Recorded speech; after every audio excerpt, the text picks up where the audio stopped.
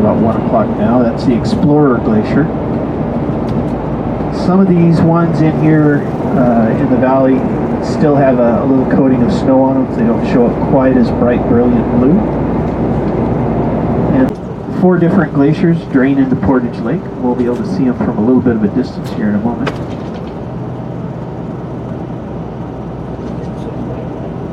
Oh, the big old giant long tunnel.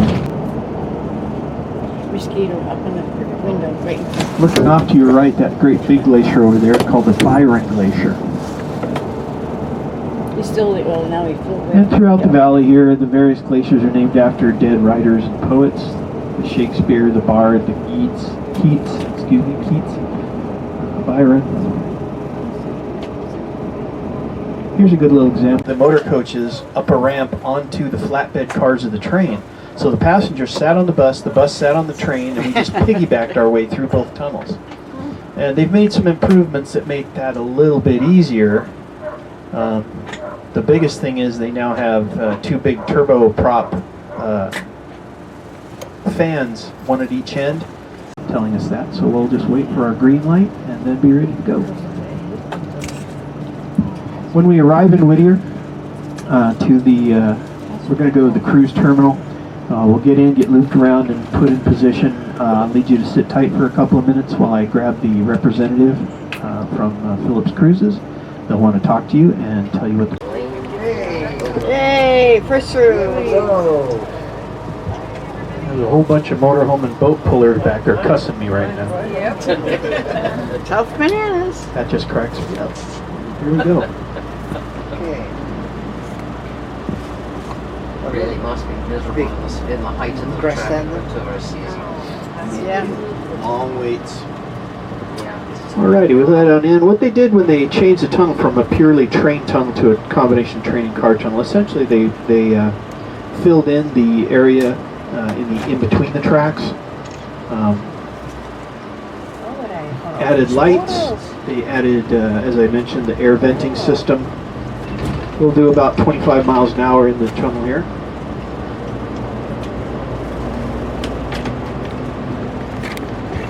The important thing is don't turn.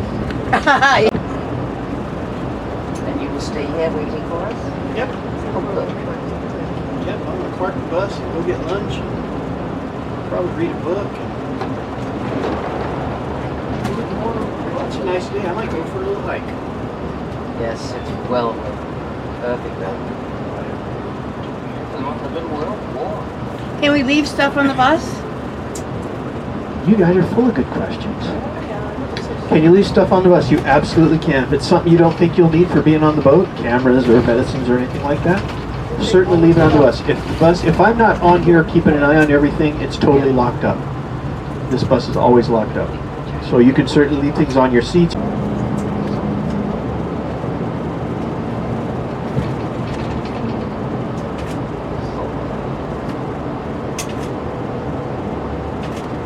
Alrighty, we're not going to actually cruise all the way into the town, such as it is. So if you look over to your left over there, you see a...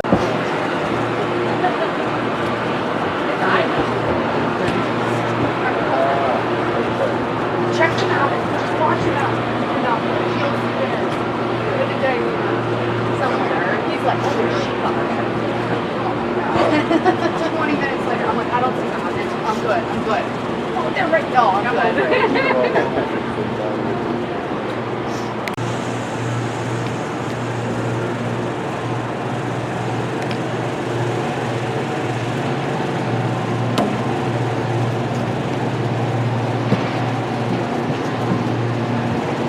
TV monitor, if you could just listen to one of the speakers, we'd really appreciate it.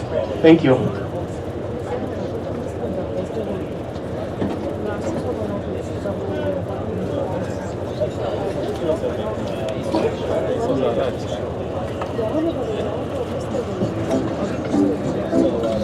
Welcome aboard the bravest, We want to give you a Glacier cruise experience today that you will never forget. But first, I'd like to take a few minutes to acquaint you with the safety features on board.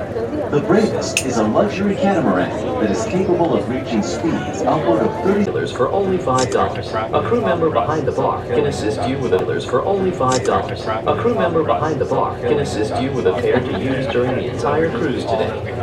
We are happy to answer any questions you may have, and we hope to make your time in Prince William Sound one of your most memorable experiences in Alaska. Once again, welcome aboard, and thank you for joining us. The weekend problem. Which is the state ferry, and that's how people get around out here. There's not a whole lot of area around here where you can go on roads. It's very limited, so most everything that's done out here is on the water. That's, again, the Marine Highway System. Flight was 3 o'clock. Now, again, we've got young people on board who may have only seen digital watches, so I'm trying to make that obvious for everybody.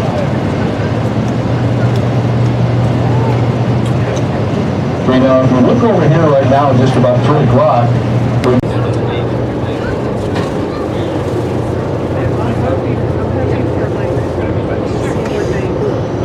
Now, when you look at that glacier, you can see there's a lot of rock and gravel on the glacier.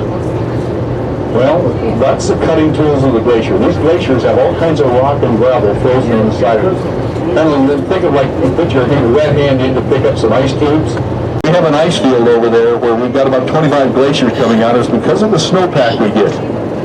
In that ice field, we get 100 feet of snow a year. That's 100 feet, not inches. And the next year we get another dump of 100 foot on top of that. So it keeps putting the pressure on from up above to extrude these rivers of ice, we call glaciers, out through the valleys. You can think about the top of my hand. We were used until 1960 for navigation in the Sound. Now that's a pretty good sized glacier. It's about 1.5 miles across the face. It goes back for 8 miles and ties into that same ice field I was telling you about.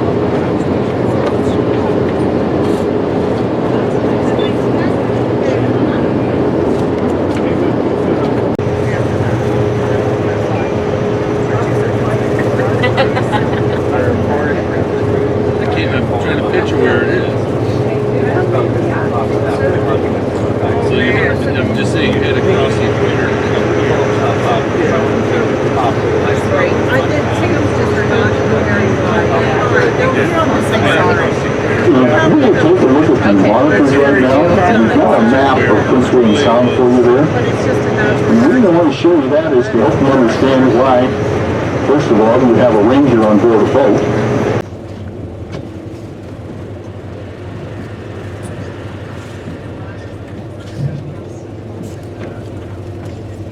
So funny to see all the boats lined up.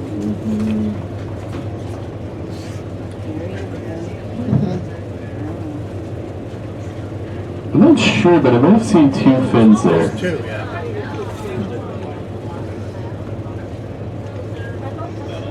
That's probably a mommy and baby, right? Because your boat's going to be hanging out there.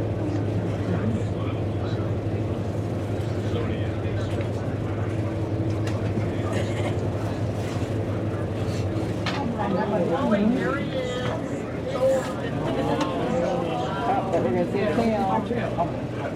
Oh, good one.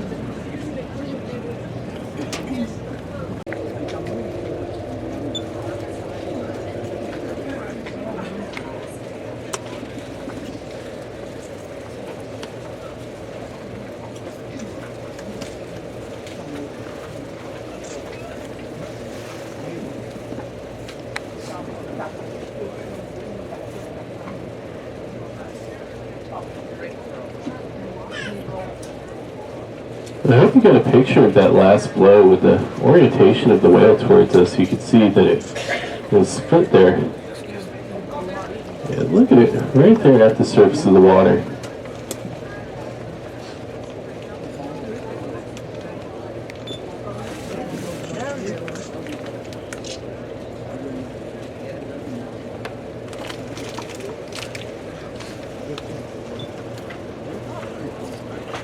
Now, when they come up this way and they're lunge feeding, you can see that krill hanging down off their mouth. We've got a picture of that. We've also got some of the baleen, and you can also have the some of the krill that they're feeding on, as well as the fish. And we'll show you that in a minute. We'll have some people bring it up and show. We've got some young people to help us out with that. But that baleen is hanging from the top of the mouth.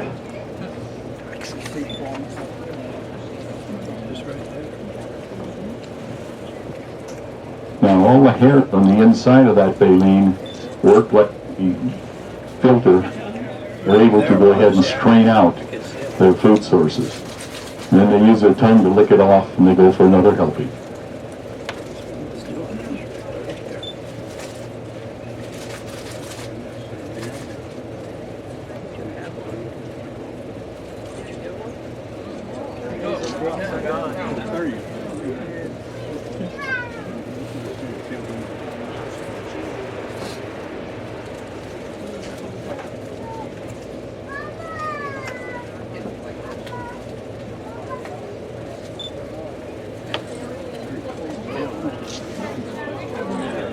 All right, let's see the tail fluke here. And perfect.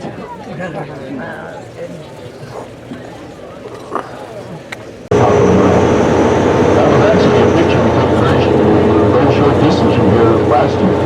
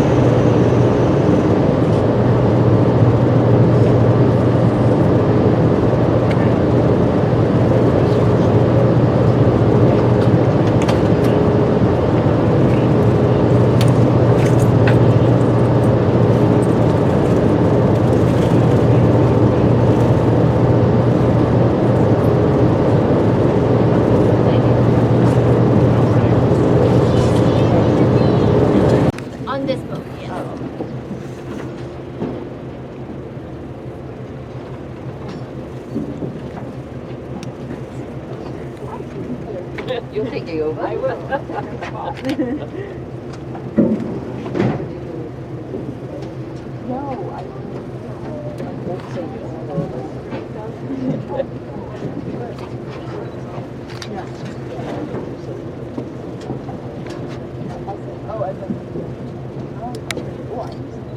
Well, let me tell you some more about the area. If you look back right now, it's just about 4 o'clock, even back to 5 o'clock, you see kind of a little bump right there around the edge of the ocean. Well, what you're looking at there is a lateral moraine of the glacier. That's what the glacier, as it comes down the mountain, it carves this stuff off the side, spits it up the side, and forms those lateral moraines. Now, when you look at Harvard Glacier, which is the big glacier you have in the middle, and we can help you understand a little more about that glacier. That one goes back for 27 miles. And it ties into that Pitt Stevens ice field back there. Now, as it comes down the mountain, we have several different... This is a glacier that's advancing. It's growing and getting longer. Almost all of our glaciers here, all but 2 out of 10,000, are receding. There's more ice and snow breaking off the face than there is, or melting off the face, than there is forming at the top. But Harvard is an exception. It's an advancing glacier, it's growing and getting longer. Now, there's a couple of reasons for that. For one, it's got a long run to be able to keep going down here. The other thing, it has a terminal moraine. That and Harriman Glacier are the two here in Prince William Sound that are still advancing glaciers.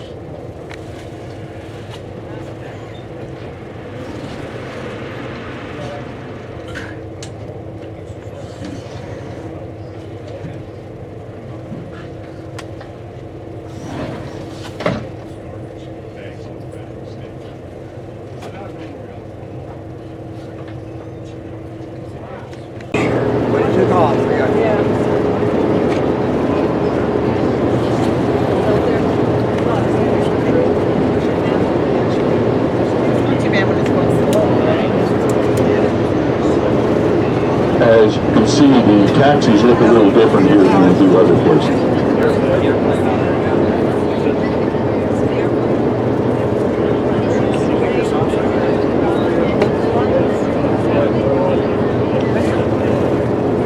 When you see these small buoys out here, what they're marking are shrimp pots. And with a sports fishing license, the residents can get a permit and put out through these shrimp pots. And we've got 5 different species of shrimp here. The largest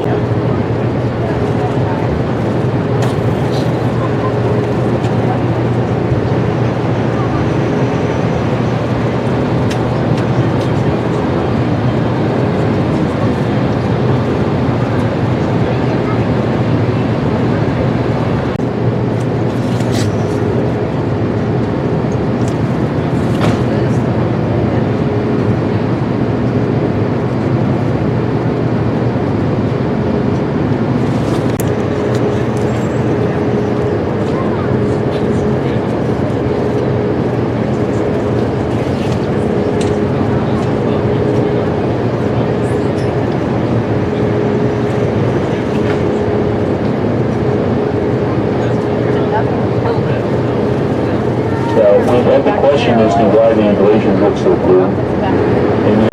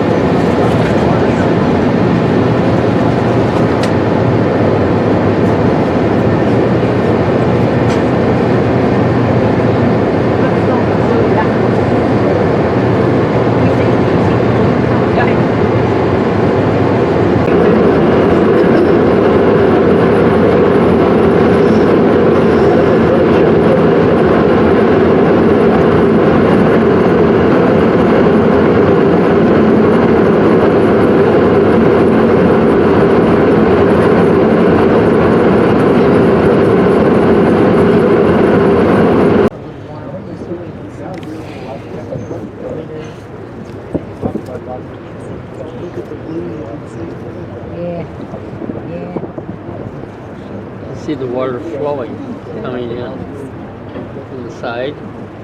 Can you see it?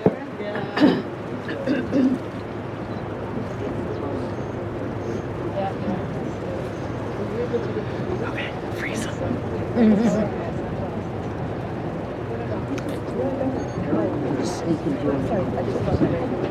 It's like little towers.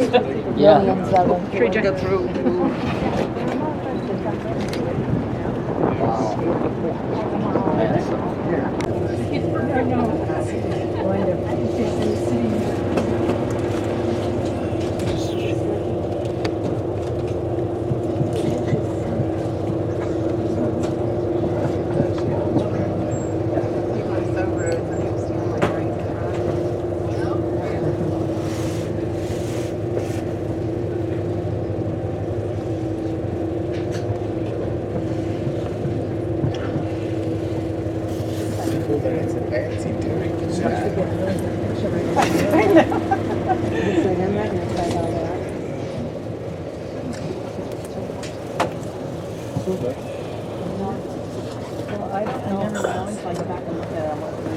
That's right. So you can see them on the big screen.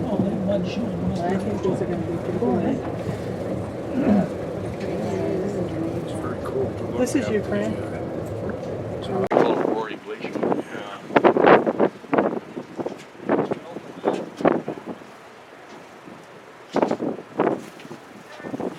My theory was the glaciers aren't moving, it's the mountain ridges that are growing. The tectonic plates are I think I gotta go back out this window also. glacier that was coming east and there's no glacier coming in. And the glacier came east to the right.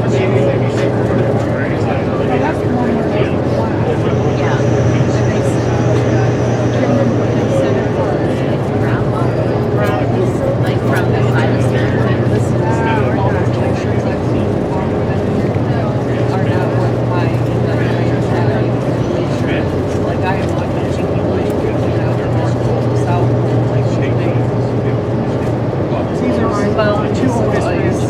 Well, I average him. Yeah, he's got curls. Not running down. Yeah, he's got curls. He's got so many curls. It is just like everywhere. She does have a girl she takes pictures. She does a really good job with it. There's a lot of this. Coming back. You see it all?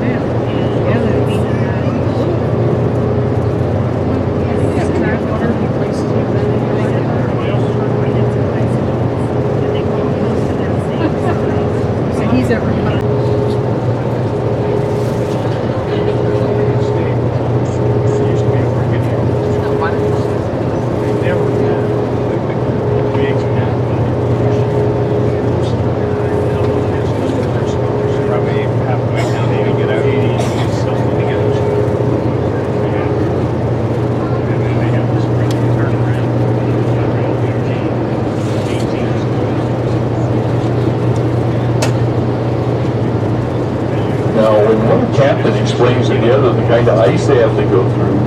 They define it by size. So ice that's only about 3 feet across is just brash ice. From 3 feet up to 6, 7 feet across, you have growlers. From 7 feet up to 15 feet across, you have bergy bits. And above that, you have icebergs.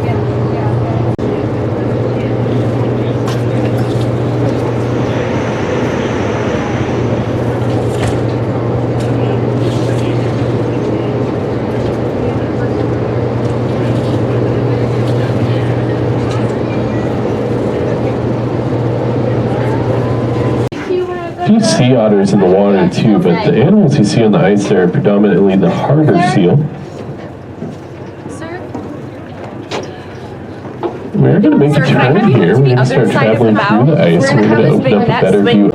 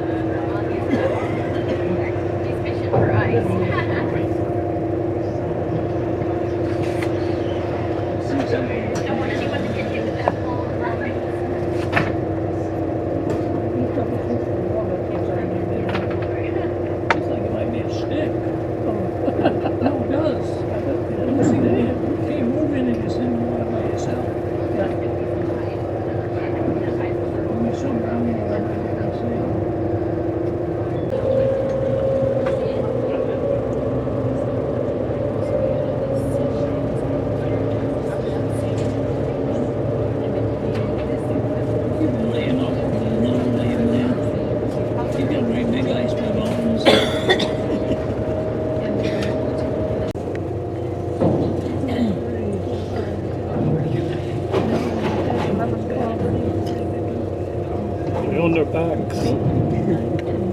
so tiny. And it may be more. It just looks so tiny.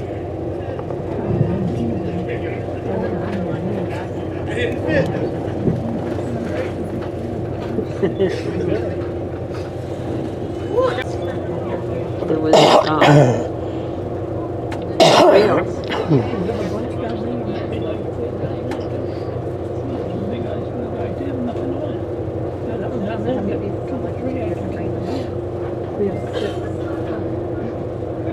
You know, they have